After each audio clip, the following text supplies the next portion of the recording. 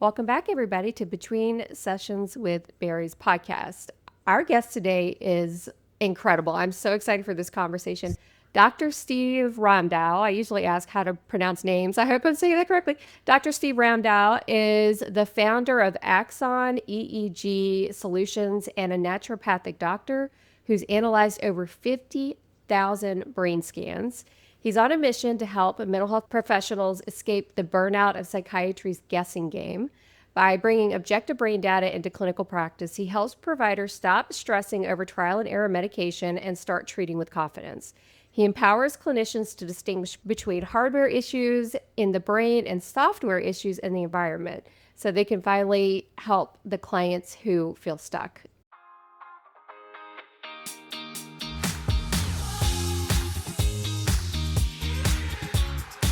Welcome. I'm so glad to have you here. Super excited to have you here.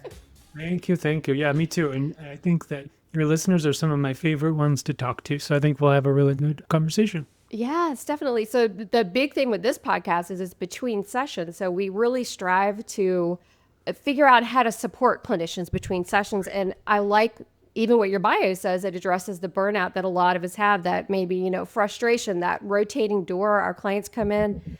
We could see there's problems. We might refer them to a psychiatrist. A lot of us listening are therapists. There are psychiatrists too, but referring out to a doctor, maybe to get on medication, that sort of thing. But it's all been trial and error up to now. Right. And you've got this amazing tool that we can use. So I'd love to just dive in and talk about, what do you do? 50,000 brain scans? Let's talk about the whole thing and really get into it. Yeah. It's fascinating. We started scanning brains probably 20 years ago. Okay. Just as a entry point to some of the therapies that we were doing in the clinic. So we started a large mental health clinic in 2009, all different providers. Okay, we had therapists, we had psychiatrists, we had naturopathic doctors, medical doctors. We had energy healers, we had acupuncturists. It was a whole dynamic integrative group, okay? And this was back in 2008 or 9. And we needed a way, and we didn't know this at the time, but we needed a way that all of us could kind of speak a similar language, because we would all see a patient, but we would all kind of see them through our own lens, and this is a trauma patient, this is a depressed patient, this is a patient who needs lab support and medical and nutrition. So we'd all have these different filters through which we would see them.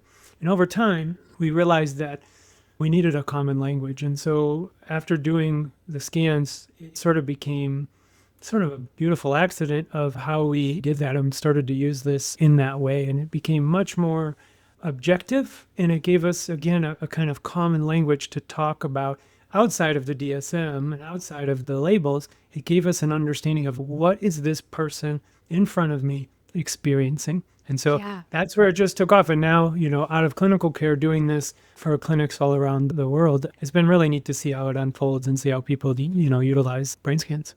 It's amazing. So when we're seeing brain scan, are we talking about an MRI? Like they come in and get an MRI, or is it a special type of brain scan that they get? Yeah, it's a good question. Sometimes I forget because I do this all the time, but there's a lot of different ways we can kind of scan the brain, but the way that we do it, that's sort of the easiest, the most clinically translatable, most cost-effective, pretty much any way you could do it, like just in a clinical setting, is with EEG. So if we just measure the electrical activity, like you would do with a heart rate monitor, for instance, or an Oura ring or something like that. It's very easy, passive.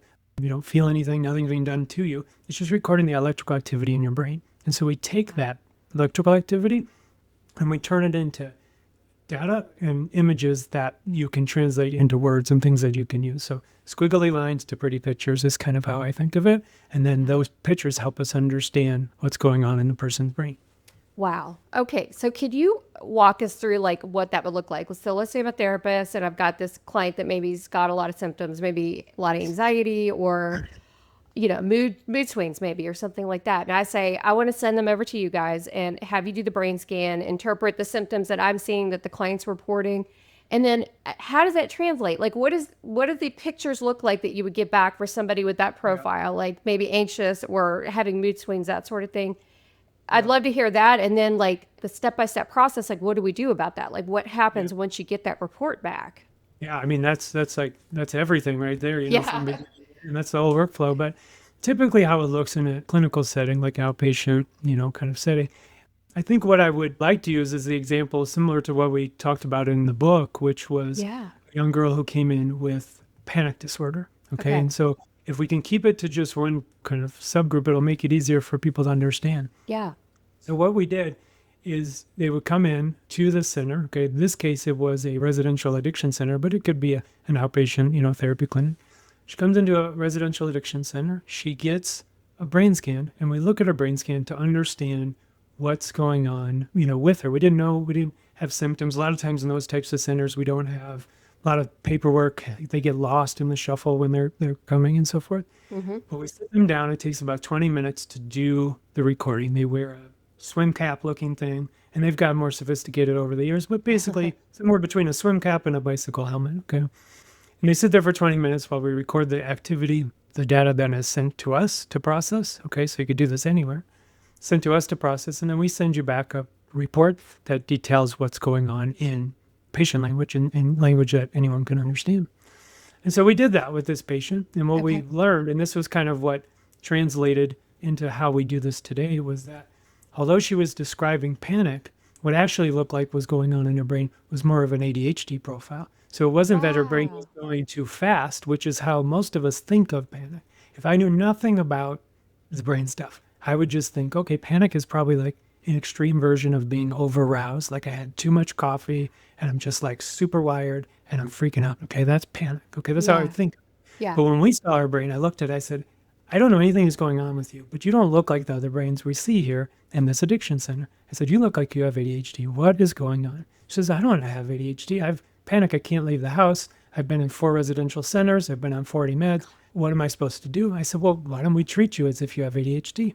Okay, and in this case, I was working with a psychiatrist, so we were talking more in the prescriptive realm.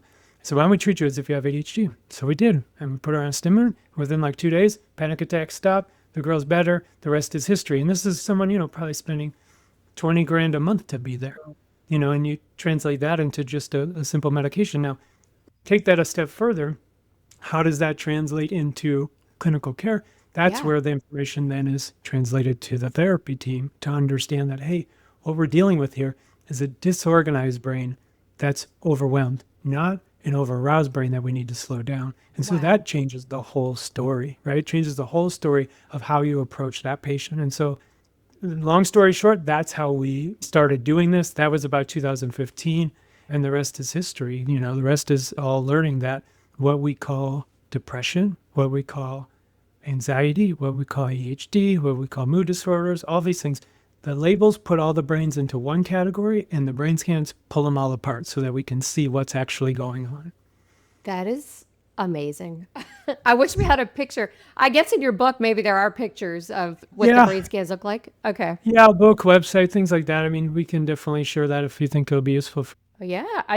I'm just like really geeking out over that kind of thing. It looks like a topographical map. So if you ever look at like a picture of the mountains and you have some areas that are higher elevation, lower elevation, that's what we're looking at when we look at the brain scan. We look at the brainwaves are distributed, how much is there, and how the networks are talking to each other. Those are kind of the 3 main areas, okay? And so when we look at the pictures, that gives us an idea. We also have different things like ratios and values that we can look at that we understand that like, hey, a person this age and should have this value, okay, and fall into sort of this category. And if they fall outside, let's have a conversation about that. Tell me about your processing. Tell me about your impulsivity. Tell me about this. And it just really becomes a starting point for a conversation about how someone experiences the world. Yeah. Oh my gosh. And when I even hear you talk about that case that you mentioned, the first thought that comes to mind would be this person would be labeled treatment resistant, probably. 100%. Right? 100%. Yes. So, I mean, I assume you would get a lot of people like that. Like, we've tried everything. Or yeah, unfortunately, it's usually the last 10% of their energy and the last 10% of their money. And I tell you, the thing that really gets me, I didn't know we'd go down this path, but is the despair that comes with that. So my personal interest is studying suicidality. We wrote a paper in 2023 about predicting suicidality. It's sort of a complex thing to get into, but we have this sort of discriminant, we call it, which is a cluster of patterns. And when it's there, it's almost 100% predictive of suicidal ideation, a significant, I should say, ideation and attempt. So we've replicated this probably over 200 or 300 times now. We just need to publish the data, but it's my fascinating area. Unfortunately, it kind of gets put on the back burner to take care of like our clinics right now, but Yeah. that's where I want to spend a lot of my time is validating those markers because again, it's depression, addictions, impulsivity, or suicidal ideation. It starts a conversation because again, you look at the scan and you say, hey, tell me about your negative self-talk. Tell me about your despair. Like I see some patterns here that are associated with these. I'm not diagnosing, but I'm saying these are what we see. How does that affect you? How does that affect Yeah. you? And more importantly, how does it affect you in your ecosystem, with the tools you have, with the support you have, with the hobbies you have? How does that affect you? So we talk about this in the book too. It's one of my favorite things. We were talking about this offline is my huskies that are sleeping in the other room. Okay. Yeah. I want to talk about the husky phenomenon that you've got in your bio. Yeah. Right? Yeah. Yeah. And when I take them to Arizona, they're miserable, right? Because they're got 2 coats on, they're hot, they don't have a place to run around. We're staying in hotels, like whatever, we're in the camper. They're miserable, okay? But when we take them up to the mountains here in Colorado, they're in the snow. I can't get them to come inside. And so again, it's not the dog that's the issue, it's the dog in that environment. And so again, it gives us a conversation point to start to talk about, here's the patterns. Tell me about your self-care. Tell me about your hobbies. Tell me about your relationships. And then how does that fit in to the brain patterns and what those needs are? Yeah. And so anyways, it's such a fascinating thing. think it has really broad reaching applications from self-reflection work, deep self-work, to what are my filters that I bring to this conversation about the world, about my own self-doubt or whatever. What are the filters I'm bringing? But like, how is this patient in front of me experiencing the world as well? And so it just becomes a whole new way to think about this beyond, Susie, my depressed patient, and Billy, my ADHD boy, or like whatever. It's so much more, gives us so much more depth, It's so fascinating to me. So like that suicidal profile that you were talking about, is this like a nature nurture thing too? Like environment over time and stress can change the way that the brain functions. And I don't know if y'all did any like longevity type things, like where you saw somebody before and later maybe that wasn't improving. Like, can you see changes in the brain, or is this like a biological, like my brain is set up this way already, like an ADD brain? It's just already set up this way and I've just been trying to function around it? Or does like the brain get worse over time with the longer you go without being treated, or, the stressors that come with not being treated properly, that kind of thing? Yeah. So the question is like the durability or the stability of the pattern. So Yeah. what we do for our clinical work, so with our clinical partners, is we use biomarkers that are highly stable over time. So we don't want to use things that change day to day because then it's kind of like a moving target. We want to work with the ones that are stable. Now, we report on about a dozen different patterns, but there's actually thousands that we look at, and some of those are less stable. And so when we do our research work, we're looking at all of those data points to see what's changing with an intervention. And that's interesting. It's interesting for science. It's interesting for groups doing psychedelic work or retreat work. We want to see what happens to the brain when I do blank, like Yeah. our trauma studies. Those are fascinating for that. But in clinical work, we want to look at stable markers that tend to be stable from the point of usually around 10 to 12 years old, all the way through till about the time we're 45. And then we start to see some changes that happen there. And then those tend to be predictably stable up through the rest of our, sort of age span. And so we try to look at those. So to your question, nature and nurture, how I tend to look at this is through the lens of we come into the world, which is usually some amalgamation of our parents' patterns. Okay. So we can see that sort of carry over. And the nurture part or the learn part tends to be how we utilize those patterns. So this is a really fascinating situation. Okay. So it's talking about the addiction centers where I worked for a long time. And then I also worked with a lot of professional racing drivers. And in fact, we're shooting a documentary right now on Netflix. It's very exciting, on a professional racing driver looking at brain patterns and how it's affected him and had injuries and drug use and things. Wow. But yeah, it's fascinating. So that should be Yeah. out in another year or so. But working in the substance use centers and working with motorsports, just because of my own personal interest, I would pull these brain scans up on the same day and this literally happened, pull up a meth addict. A guy brought his kid in off the streets, homeless, did a brain scan on him. And we have his data to try to help his dad understand what's going on, how we're going to help him and so forth. And later that day, I have a professional racing driver come in who's working on sort of his own issues and peak performance, whatever. You put those two scans together, I can't tell the difference. I Oh can't my tell them. gosh. They look the same. I wouldn't know. And I've done this a million times, And so Wow. the point is if I have patterns that I've inherited from my parents, okay, and we'll say over arousal patterns, like anxiety patterns. And I don't mean to boil this down to something as simple as this, so I'll explain. Yeah. If I have overarousal patterns where my brain is going too fast, and I come home and I see dad grab a drink of booze after work, and I see that behavior as that's how dad unwinds from a stressful day. And maybe it's like controlled. It's not, Yeah. alcoholism or whatever. So he's throwing things around or whatever. It's like, kind of normal, healthy alcohol use if that exists, whatever. Okay, so we have that. Or we see dad come home stressed. He says, you know what, guys, before I sit down and wrestle with you guys, I'm going to go for a run because I had a stressful day. And so we're both scratching the same itch, okay, but one's doing it one way, one's doing it the other way. And so a lot of what we learned working in the addiction center was that these were very well-off families with very gifted kids and families, but they had these learned behaviors to scratch the same itch as their parents were with substances instead of healthy behaviors like a lot of probably your listeners would have, like I meditate, I go for a run, I sit in the sauna, I do these self-care practices. We're all scratching the same few itches. It's just we do it in different ways, and then it shows up externally differently when we assign it a label, and then we try to treat that label. But it really just comes from trying to treat our underlying patterns. And we do this as professionals with our own relationships, hobbies, and work. But we also are doing this with our patients. We're seeing them do the same things, okay? I think interesting on that nature nurture question, because what I think is that the patterns are there. They're well established by the time we hit adolescence. And then the learned behaviors become ways that we scratch those itches. So it's really important as a parent for me to understand what my kids' brain patterns are, because I know what itches they need scratched. And if I create an ecosystem to scratch those itches, they don't become a patient in one of my clinics. And that's how we look at this, is to say, okay, these are just needs that need to be met. How can we help them do that? Do you want to do it with therapy? Do you want to do it with medications? Do you want to do it with a special type of schooling? How do you want to do that?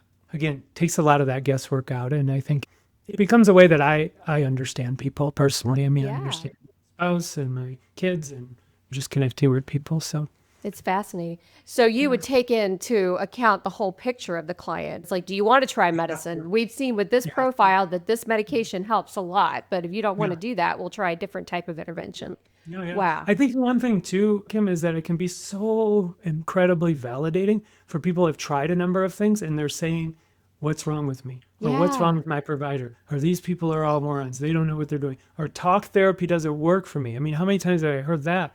That doesn't work. Or these prescribers are just trying to push pills or whatever. And it's like, yeah, but they're working with the tools they have. And so if we can add a layer of the brain data, we can understand why those 10 medications didn't work or why the talk therapy wasn't a good fit. Because I'm telling you, when you see this, Kim, and you see what an overwhelmed brain looks like, you can't talk your way just out of being overwhelmed. And so if you're over aroused, that's a different story. We can calm those folks down and give them tools. But if you're overwhelmed and you don't know it, it's kind of like just put more fuel on the fire. You have to go do this and you have to journal and you have to go exercise. And it's like, no.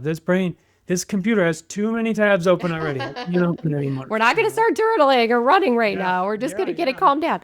That's amazing. Yeah. So the treatment isn't so relevant at that point. It's just what's going to meet the need. Yeah. I'm just thinking from an addictions perspective. I worked in the field for a long time. IOPs, dealing with the families, the way that this could help the family too, the families, to be able to see that there actually literally is something going on. Because of course we always teach it's a brain disease, that sort of thing, but nobody gets it. They're like, it's willpower, or you're just doing it, you're just acting like this 100%. For no good reason, but to be able to say, sit down with a family and say, look at the brain scan. This is what's actually happening. And then I don't know if y'all do, like, I would imagine maybe over time improvements in the brain, like maybe. You can.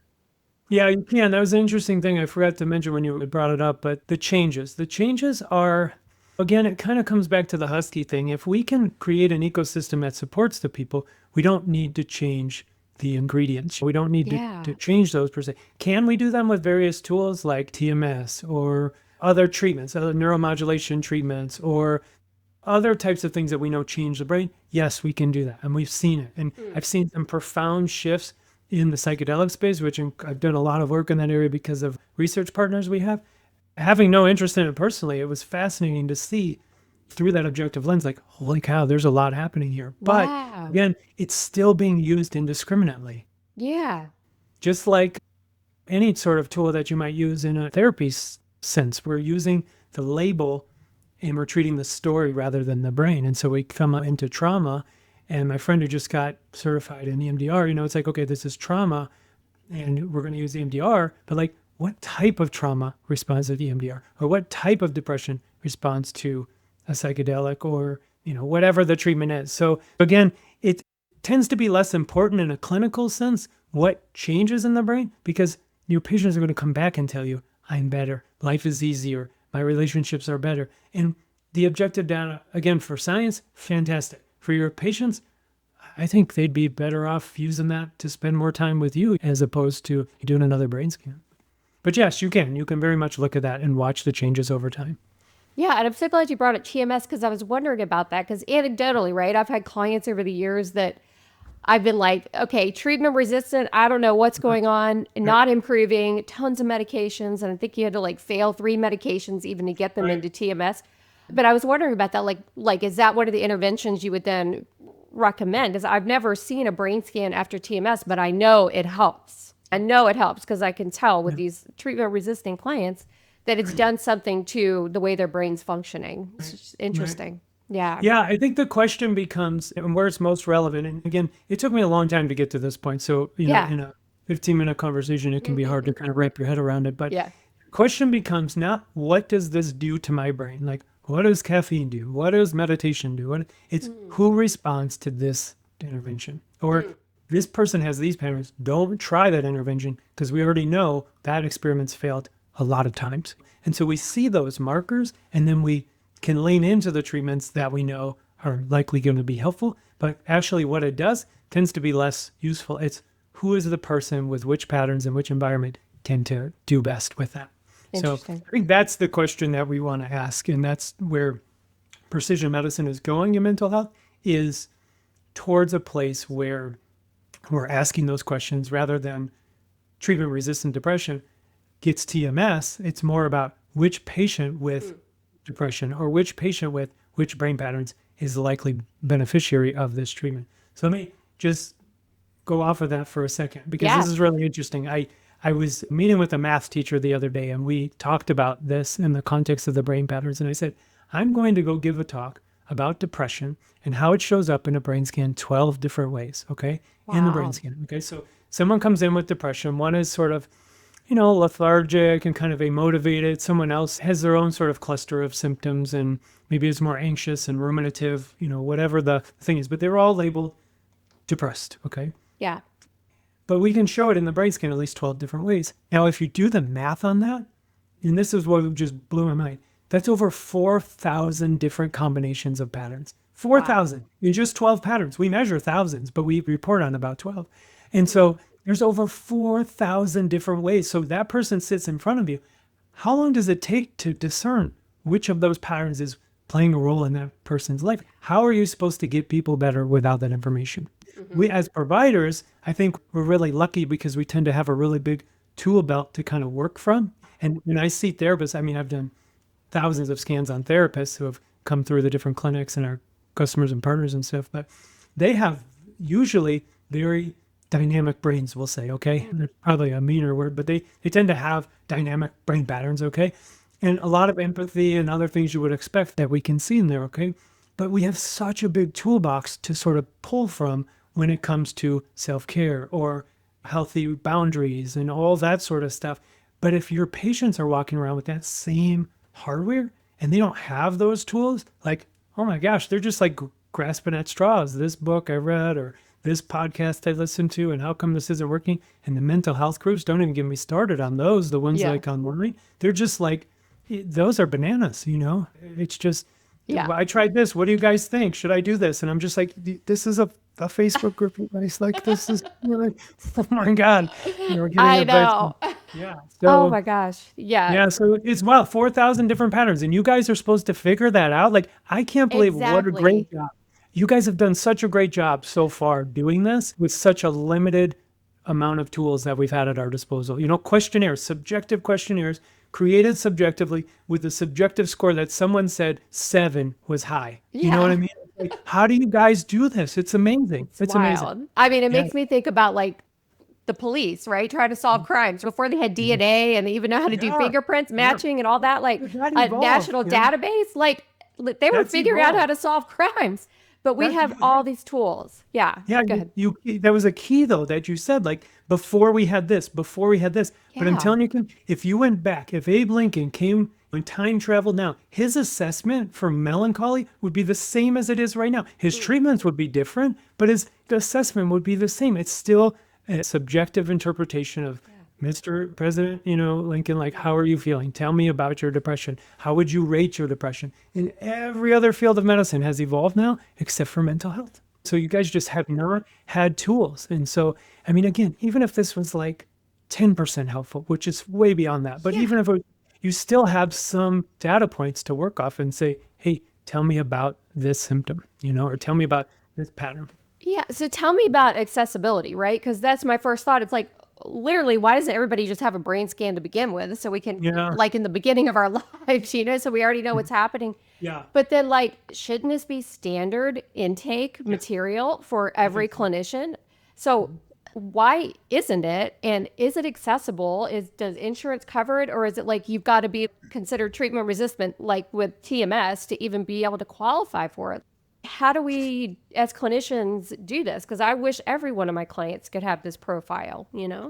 Yeah, I mean, I think there's a number of things to kind of unpack, but we're Yeah. trying to change the field. That's where the book came out. So 2 years ago, I had to sort of make a decision where we were going to go with trying to get the information out, and how could we share what we've learned? Because we were in a unique situation where we were doing brain scans. We're in a very dynamic group of people, and we had all these different languages that we were trying to sort of bridge together. And so, unlike just being in a niche field where QEEG has lived for so long, which is in sort of the brain therapy or the neurotherapy world, we were trying to pull it out of that world. And we were saying, hey, I think we could use it for more than just this. We can help discern who is asking for a stimulant versus who really needs a stimulant, And so trying to understand that, or who's Yeah. anxious and they're going too fast versus who's anxious and their brain's going too slow. So we tried to bring this out, and we said, what's the best way to do that? And that's when we decided that I thought the book would be the best way. So that's 2 years ago, fast forward, and here we are now with that out as of yesterday. So we're trying to get the word out about how to utilize this. And so what's happened,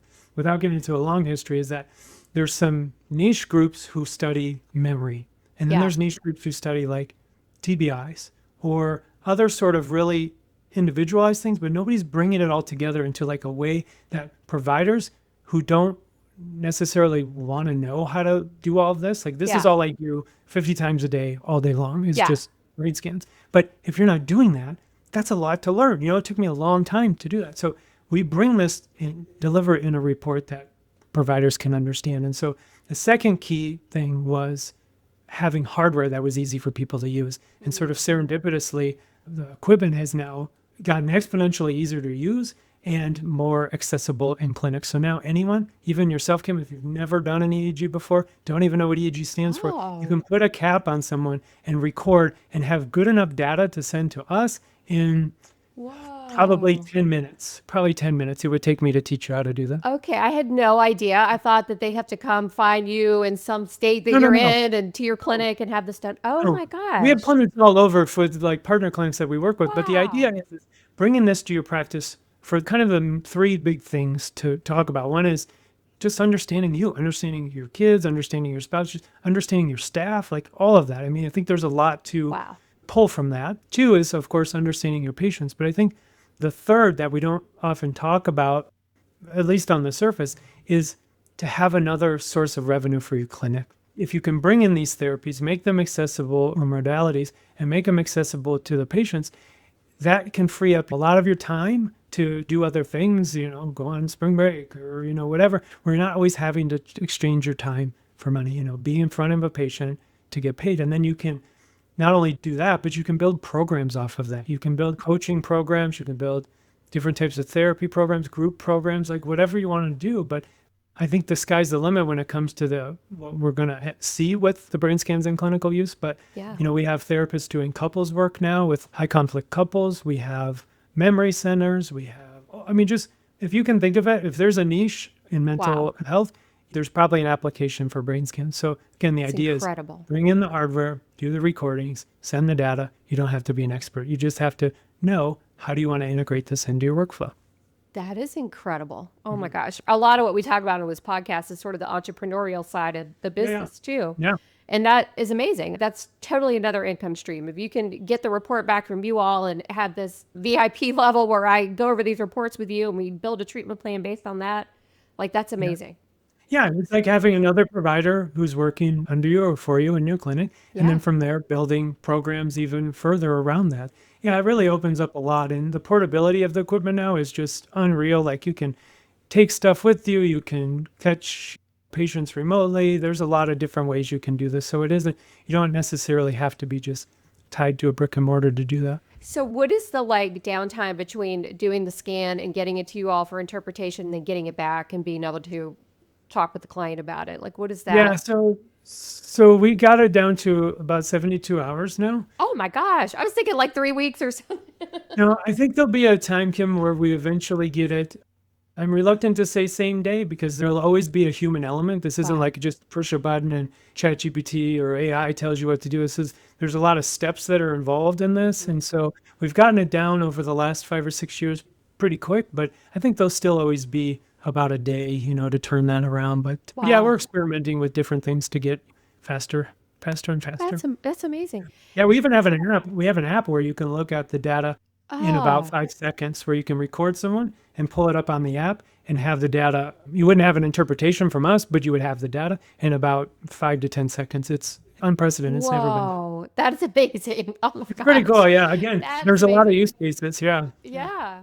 So with the data, does it come back with some sort of AI system around it to help with the interpretations, or you guys give just a real detailed report back and then the clinician takes it from there? Good question. So how it works is it comes back in a detailed report that you would be able to interpret for the patient. The patient would be able to understand. And then what we do, and this is kind of interesting. If we had 5 hours, we probably would have. I feel like I don't want this to end yet. I have so many questions. Yeah, we can keep talking. It's fine. But what I really love and what I've learned over the years, especially having kids, has taught me that deviant patterns are not problems. These patterns that we call ADHD or patterns we call depression or anxiety, they all have strengths. And I think you guys as therapists or the therapists in the group, that's kind of a more natural language for you. Psychiatrist doesn't tend to be. It's kind of like, here's our diagnosis and we need to treat these things, which, is understandable depending on who you see. But what we do in the reports is talk about these in a more neutral stance of hey, you've got these ADHD patterns, but supported in a creative environment, those can be your superpower. So how do we create that ecosystem? So we try to show people where an unbalanced system looks and where a balanced system works. So you guys can work towards getting that husky to live in the snow, in the mountains. And so that's what we do. We do that with all the patterns. They all have strengths. And so we don't want to pathologize and say, oh, this brain's all messed up. So in the report, we get into all of those details. And one of the things that we did over the years is create ebooks. They're free. They come with the report. You scan them. It's 50 pages or something. And you can read all about the patterns that stand out for you. So you might have 2 or 3 patterns that stand out. You go read the chapters about those patterns. Now you could do the same thing with your kid. So if you were to scan a child, you could do that with your kid. And the next thing that should be out very soon is we can combine the 2 scans and do it with couples. And so oh my gosh. Yeah, so you can understand your partner. This is why he shuts down when we have a conflict, or this is why she seems so sensitive when I criticize her cooking or whatever. If you can see the brain patterns, you can start to have a conversation of hey, this is how you need to present if you want the best version of you or the best version of your spouse, because it's not she's just sensitive or hormonal, and it's not just he doesn't listen and shuts down. These are hardwired patterns. How are we going to support that as a couple? Wow. And so I think that, to me, it's one of my favorite things right now is the couples work. I think it's fascinating. Fascinating. Yeah. Just fascinating. Oh my gosh. And to be able to show it, physically what's happening to the couples. I mean, that is such an amazing intervention be able to say, look, his brain, his frontal cortex totally shut down during that conversation, like that Yeah. kind of thing. Well, think about the validation when things haven't worked. Like, oh, I'm going into my third marriage, or going into, I've been dating, or, I've been fired 5 times. Well, yeah, but you're in a job that is the complete opposite of your patterns. And the other 2 areas of your life where you normally get support, they don't exist. So of course you're struggling. Let's talk about that. Let's talk about what we're going to do, because that doesn't need to be medicated. That needs an ecosystem overhaul. So, like, what are we going to do? Yeah. So yeah, it just, people and providers get burned out when things are confusing, when there's a lot of Yes. guessing, and when there's like, I don't know which fire to put out. But when you have clarity, you can still be busy, but you're clear and you're not running around putting out fires. So I think that's where it's particularly helpful for me and the providers that we work with, is to really kind of give them clarity, even about themselves, in a self-reflective sort of way. Mm-hmm. Mm-hmm. But for the people that are sitting in front of them, because the label it really tells us next to nothing. Once you start to look at the brain scans, you realize how little we actually get from an accurate diagnosis. And I tell you, even with 100% accurate diagnosis, we get 5 providers all to agree this patient is depressed. What most providers don't realize is that has no correlation between positive treatment outcome. Even if their diagnosis is right, there's little to no correlation between positive treatment outcome, because we don't know what's going to work with that person. We just go through the algorithm. Oh, We do my SSRI, SNRI, then we might combine the two, then we might do a mood stabilizer, then we do TMS, then we do ECT, and then we fly to Colorado and do psychedelics. It's like, no, that's not how they should go, It should be much more Let's start scientific. here first. Yeah, it seems so logical, doesn't it? It does. Oh my gosh. Yeah, I cannot wait to read your book. Oh, thank you. So we've mentioned the book, but we didn't say the name of the book. Can you tell the listeners the name of the book? It's called Think Like a Brain. And so that one came out yesterday, and that is about, like 20 some years of work Oh in my there, gosh. trying to distill it into 200 some pages.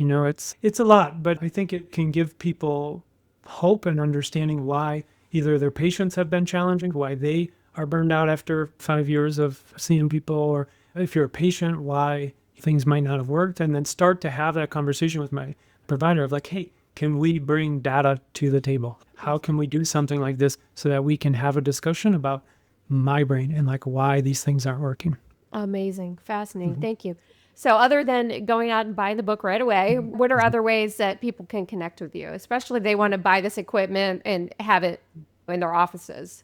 So our reporting service is done through Axon EEG Solutions, Axon Okay. EEG. So that's our website. The hardware, as far as equipment, is all done through other like third parties. So we don't have any affiliations. You can really use anything that we're Okay. compatible with. So we make it very easy. We walk people through from start to finish, to bringing it to their practice, from workflow to billing, all of that sort of stuff, training. We've worked very hard to get all the bugs out that we've seen in the field over the last 20 years. Okay.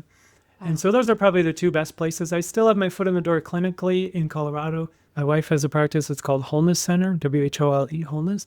And so I still do a little bit of clinical work there, which has been nice to kind of break up the routine. But yeah, those are probably the best 3 places to find me. Amazing. Thank you so much for taking the time today. Kim is great. Like I said, I love talking to therapists. I think therapists are one of my favorite groups to talk about, because I think you guys really understand like how much these things can be gifts when they're supported. It's not the dog that's the problem. It's the dog in the wrong environment. So how do we support that and sort of dial back the labels and the pathology and turn up more around support and strengths? I think it would be really transformative for people. So yeah, I'm happy to chat and happy to support anyone who wants to kind of move in that direction. Thank you so much.